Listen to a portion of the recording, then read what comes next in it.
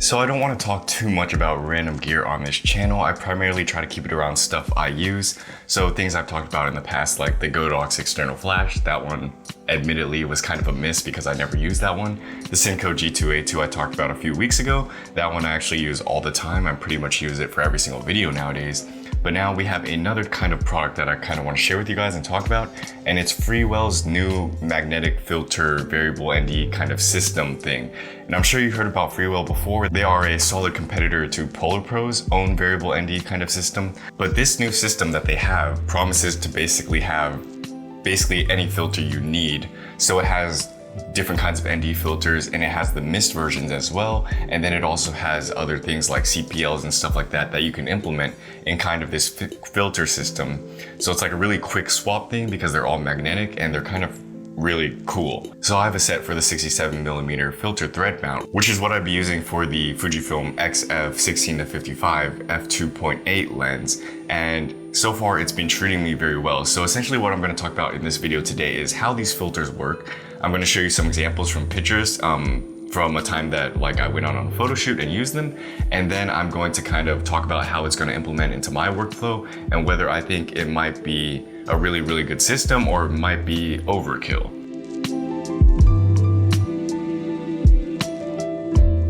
So how does it work? Well, when I first opened the package, I realized there was a bunch of different filters, but there weren't as many as I thought there were. I thought there was going to be a separate filter for example, my variable ND filter with the mist and also the variable ND filter without the mist. But it works in a very interesting and kind of unique way. So let me kind of explain. This package contains filters that are able to have your basic 2 to 5 variable ND filter, but also your 6 to 9, and then you have your mist versions of that.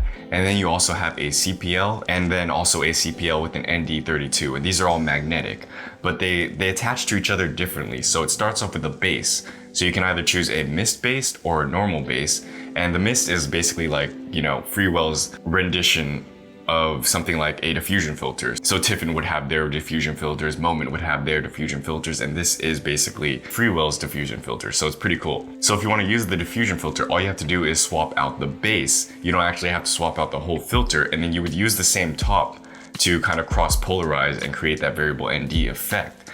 So essentially you have a normal base and a mist base, and then you have your 2 to 5 stop ND filter, and then you have your 6 to 9, and then you can just remove them and attach them to the different bases to get the kind of effect you want. And the same goes for the CPLs. All you have to do is flip these filters around, and one side of the coin is an ND filter and one side of the coin is just the CPL variant. And it really saves a lot of space because you're not actually having like 10 to 20 filters or anything like that of that stretch of imagination. You just have like 4 to 5 filters and you flip them around, and they're both magnetic for both sides. So that's really awesome. And then you can just attach them on and get a different effect that you want. So it's supposed to be really efficient and really like space saving if you know what you're doing and you kind of have a good sense of these filters, but I think it does take some getting used to. So let's go ahead and talk about how I've been using it.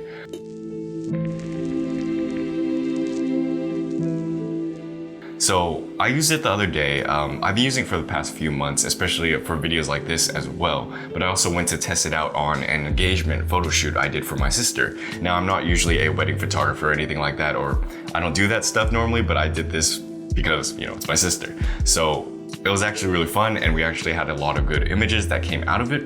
But I find myself knowing that I mainly use the ND filter with the 2 to 5 stop, and then I also mainly use the mist base sort of thing. So the base is kind of hard to switch out with, so you kind of have to decide ahead of time which one you want to use. And for me personally, I don't actually need that many filters. I typically only need like an ND filter and a mist filter. So anything else besides that is kind of just extra headspace and just too much for me to think about, to be honest. So I really only use the 2 to 5 stop ND filter and then also the mist base. And I think the results came out really well. There was very little amounts of vignetting or like the cross polarization kind of effect you might see from other variable ND filters. So the build quality and the effectiveness, I could say, is very good.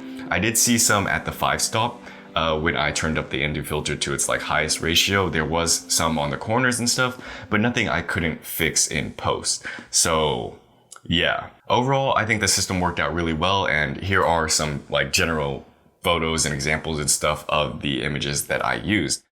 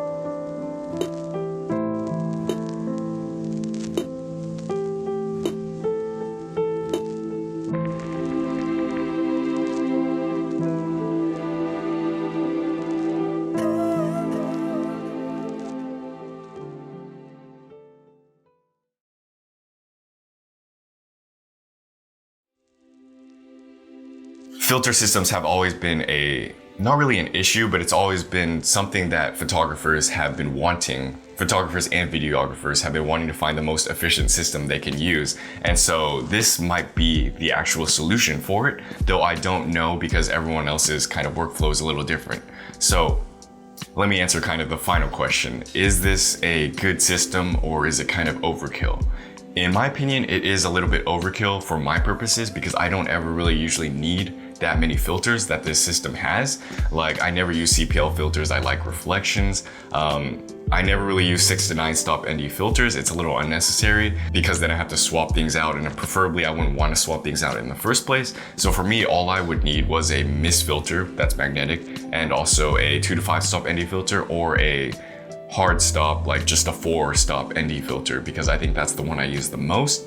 And then that one I can also kind of work around that one as well, because now I'm not thinking about another way to control my exposure. I just have a hard stop 4 stop ND filter, you know what I mean? And then with those kind of filters, you don't have to worry about any sort of vignetting or cross polarization or anything like that. So that's what would work out for my workflow, my setup, my scenario.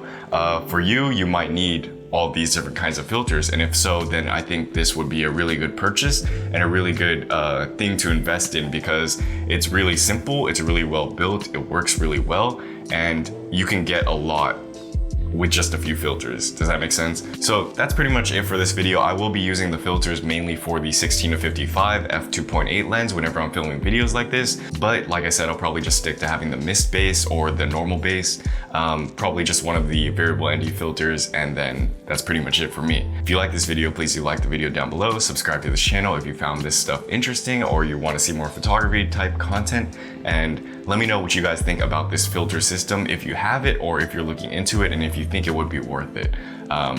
Yeah, that's pretty much it for me today. Thanks for watching. I will see you in another video. Peace.